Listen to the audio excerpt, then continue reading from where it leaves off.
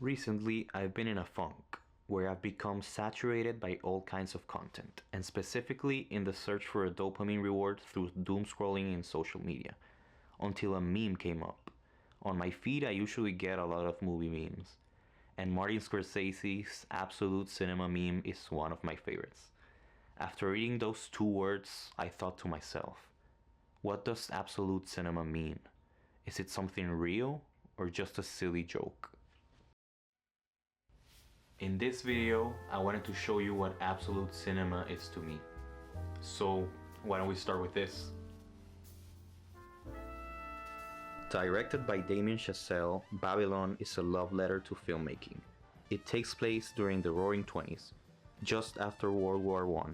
America was undergoing through a lot of changes, and the name Roaring Twenties came to be known because of significant economic prosperity, cultural explosion, and social change going on in the United States.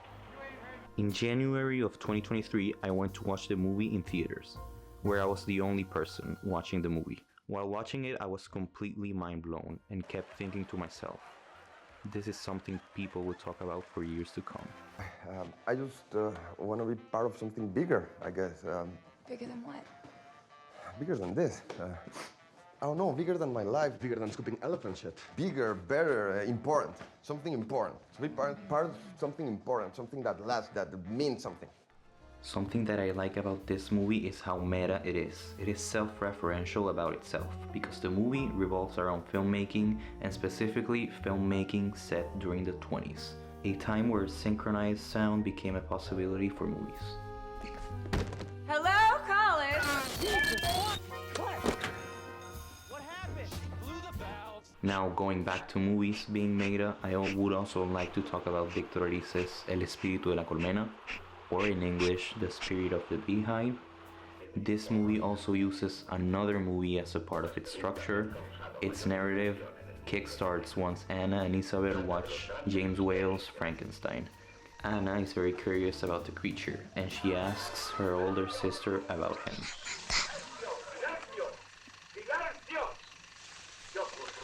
In that moment, she takes advantage of her naiveness and just tells her that he is real, which makes her spend most of the movie in search of her own creature friend.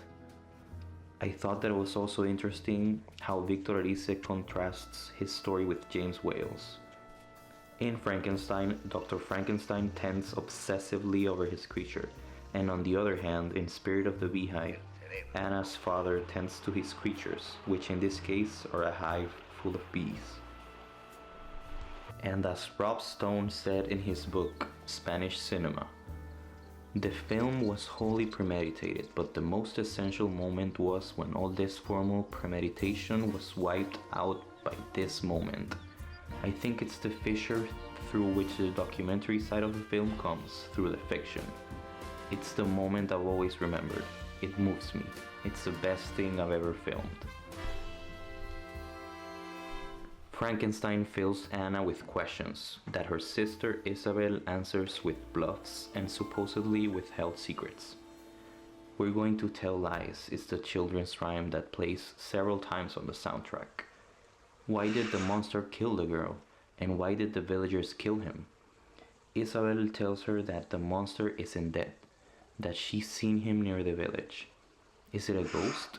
No, it's a spirit. If you're his friend, you can speak with him anytime, just close your eyes. Babylon and The Spirit of the Beehive have a lot of similarities, and they are just beautiful movies. They explore characters that are in the lookout for someone or something. To me, cinema is going to the movies and having a huge bucket of popcorn. It is crying for characters that are not even real. It is the ability to escape and connect with the people around you and those on the screen.